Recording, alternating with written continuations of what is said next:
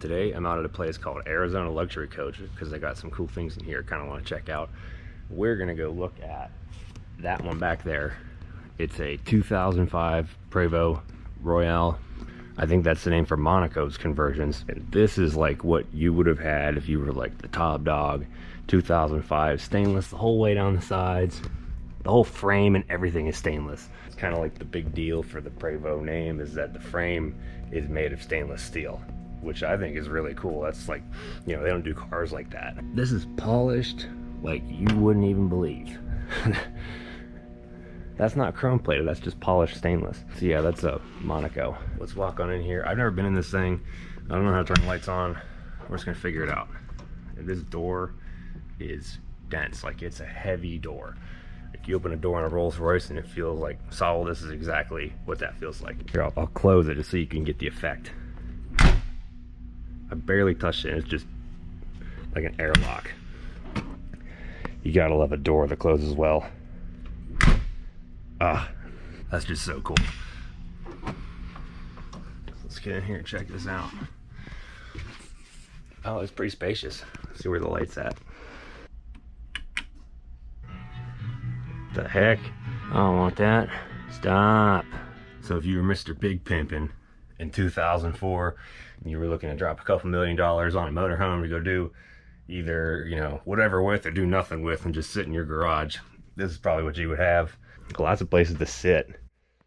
The slide's out right now, so it would be, you know, I would imagine this is probably pretty tight right here. That's going to go in several feet. You just have a little way to squeeze through here.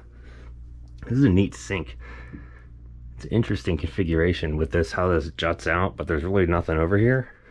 I mean, you put something over there, I guess. This whole cabinet thing right here is just messing with my head right now. Like, I walked in and I'm like, that's kind of weird. But now the more I look at it, it's kind of growing on me because it kind of gives some like dimension to this whole thing. So it's not just like a freaking bus airplane fuselage looking thing in here like some of them are. And they put this nice lip on there so, you know, you don't have like little things roll off the countertop while you're driving. Cooktop, I guess Gagano, the Newells use those too. Because you're gonna have your matching china when you're fancy. Bose audio.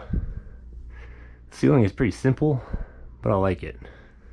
Sometimes you just don't gotta overdo it. Something to note is that the surface of the shower floor is actually kind of flush with the floor.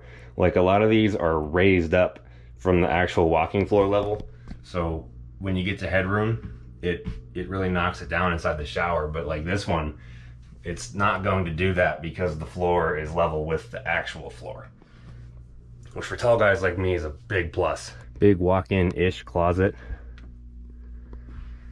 Got some more controls, your AV equipment. It's nice. The shelves or systems are pretty nice. It's all really solid stuff.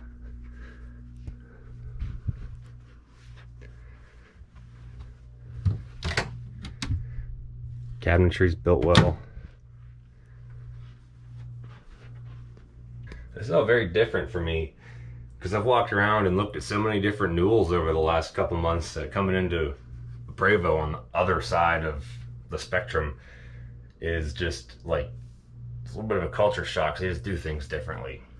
And when I say other side of the spectrum, I mean if you're a serious baller and you want to spend $2 million on the best motor coach money can buy, you're gonna buy one of two things. You're gonna buy a Newell or you're gonna buy a Prevost. I have a Newell that's 25 years old, so at that time that thing was pretty pimping.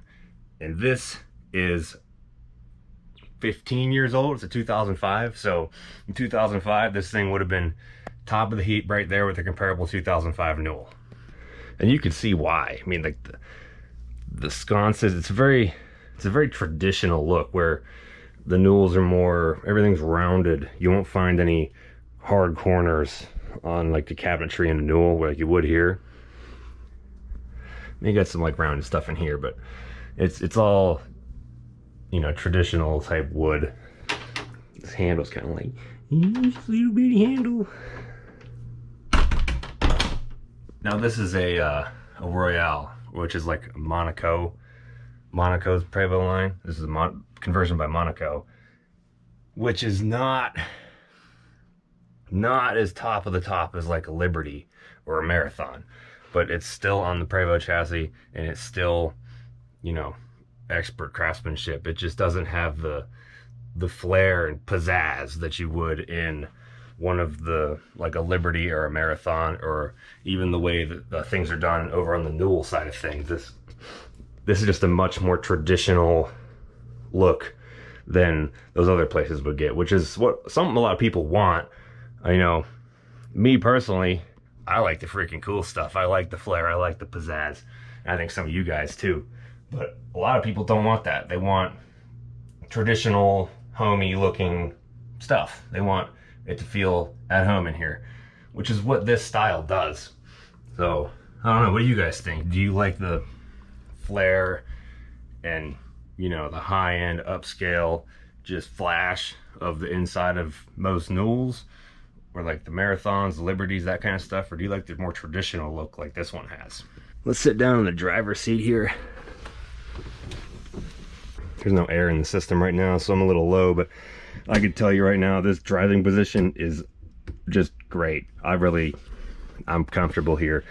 And I'm a tall guy, so I like the pedals to be in front of me, not under my foot. Like my 96 Newell, the pedal is like under my foot, so I'm kind of driving like this, and it's just not comfortable. Where over here, my feet are out, the steering wheel's in front of me, it's at an angle. It's nice. Like you can tell these things are designed to be put down for the long haul. Your gauge is up there. What's in here? So you could change this stuff if you were driving, if you needed to, but it's not up in your face because it's not super important. It's a nice touch. All kinds of switches. Look like you manually level it down here too. HWH, my Newell has the exact same panel. All kinds of switches up here. One thing I'm not super keen on with the Prevost is like the dashboard gauges, because it just looks like, you know, this looks like a commercial bus gauge cluster. It looks like a commercial bus gauge cluster because it is one. And, you know, I don't know, when you're in something like this, I feel like you should have no reminder that this is a piece of industrial equipment, basically. And this really big pillar in here, I don't think that's totally necessary, but when you put the shades down, it kind of, you know, ties them together a little bit better. But from when you're driving, like, this is my field of vision. You have giant pole here for no reason, no apparent reason. And over there too, that obstructs your view. And even this, like, you know, cool, it looks great when it's down, but, you know, I like you should see everything. I view stuff from the perspective of a driver that's going to put on serious miles, because that's what I do. To some people, that's not as important. That's why they make different ones in different styles. It's your full-size residential fridge. Cabinets. The slide-out drawers. The build quality of these is, you know, probably about what you would see in an upper-end Monaco. Actually, I don't feel like this is really up to par with like, you know, Liberty, Marathon, Newell level. This is just a top level motorhome build inside of a killer chassis is basically what this boils down to. And the price will reflect that too. Different strokes for different folks. If you're gonna put on some serious miles and you want like a killer chassis, killer ride, and, you know, the Prevost clout, you know, maybe you want something like this. You don't care about the flashy interior.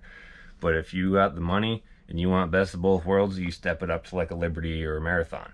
I think it's actually pretty cool that they did different levels of this, because it affects the used market too, even 10, 15, 20 years later. You know, it looks good on the outside, you get the driving benefits, but you don't have to pay the price tag for the interior if you don't want to.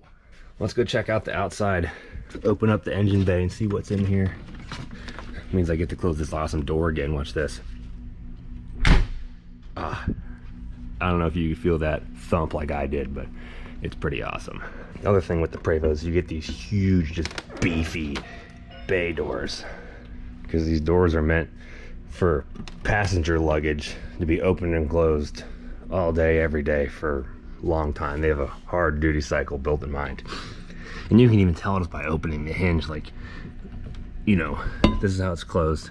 When you reach under here and open it, there's this nice lip for your fingers to go on, and that's all stainless too, you can tell. And they got 6 bolts in here. Hold this up, 6. But yeah, you got this is a heavy duty latch, and then when it's on here, You just pull on it and it comes up. Now you get inside here with these shelves and stuff, that's built by the converter and not off the chassis. But this part is all industrial bus stuff. And you got this tier, you just go, boom, done. Nice and rugged. That might be one of my favorite parts. Should be a Detroit Series 60, just like my Newell. Let's see, it tells the power output on here. Manufactured 2003, 14 liter. Oh, this is the big boy. Yep, see there, 14 liter, 515 horsepower. That's a unit right there. I only have the 12.7. I actually did not know that you could get these with the 14 liter. I thought they were only in semi trucks. Maybe this is not a factory motor. I don't know. I'm gonna have to do some digging. If you know what the deal is on those, leave a comment and let me know, because this is news to me. And you know, I'm not gonna lie, I kind of wish mine had the 14 liter too, just because, you know, it's the big one and it's cool to say you got the big one. I really like the way the front ends look on these things too. Like, obviously the engine's in the back, there's no grill, but they kind of put that insert in there so it looks like a grill. You give that nice traditional car feel. And they kind of narrowed down the headlights to give it a better profile over the last version, which should be over here. We can see that. This is the previous body style where, you know, this was like the precursor to the one over there, and they got the thicker, like they just use F-150 headlights. It's much more classic looking. And then they updated it to this look here. So it keeps the cool, sleek stainless look, but it modernizes it. And I think they did a really good job with that. You see the slides out here, all flush, no corners to bang your head on.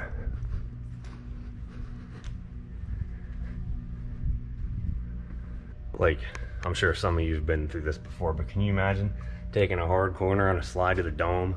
Like, that's not good. Even this is a little sharp. Like some of those Renegades I saw in Sturgis actually had rubber around here, but it was like flush rubber, so you wouldn't cut yourself, but it didn't stick out either.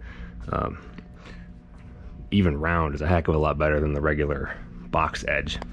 Big old exhaust tip for all the powers from this 14 liter engine.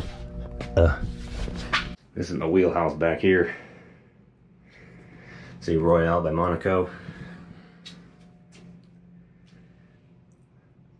Big old turbo.